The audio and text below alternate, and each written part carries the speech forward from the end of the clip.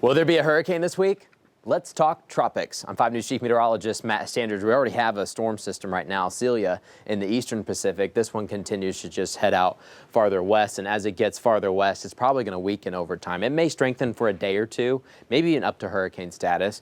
We're getting close. Wind speeds at 65 miles per hour, so you only need to get a few more to hit hurricane status. But then once we go out a little bit farther west, even by about Monday or so, water temperatures are a little bit cooler. This thing was just going to head out towards sea and eventually dissipate with just some thunderstorms. But a pretty good wrap up with the clouds. You see that there on the western coast of Mexico, but we don't have to worry about that in the United States. We're clear in the Gulf. Things are quiet now. We're mainly clear in the Caribbean too. We've got a couple of thunderstorms over the land, but otherwise we're looking pretty good. However, we've got to look a little bit farther eastbound because this is the only storm that we really have at the moment close to home. You head out farther east into the central Atlantic, and we're watching off the coast of Africa. We're getting all these thunderstorms.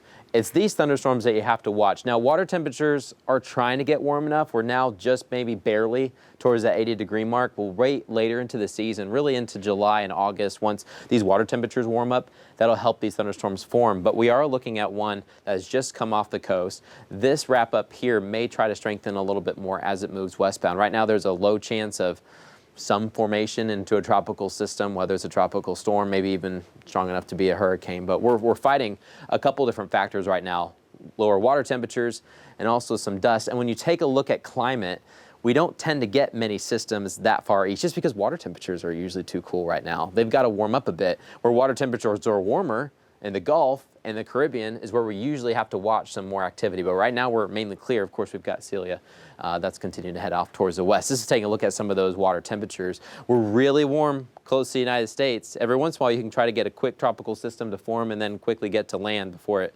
hopefully strengthens too much. But you head out into the Caribbean, we are all in the 80s. Anywhere you see the red color shows you temperatures that are at least 80 degrees.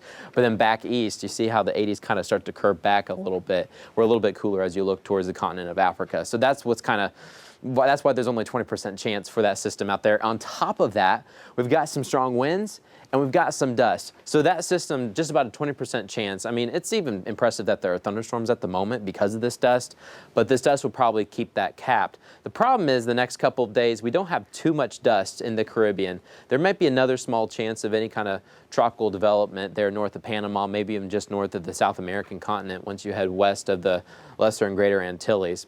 Otherwise, not many threats to the United States for the next several days. So that's some good news. We just got some dust off towards the east. We don't have the dust here at home, so our sunsets and sunrises will look pretty clear.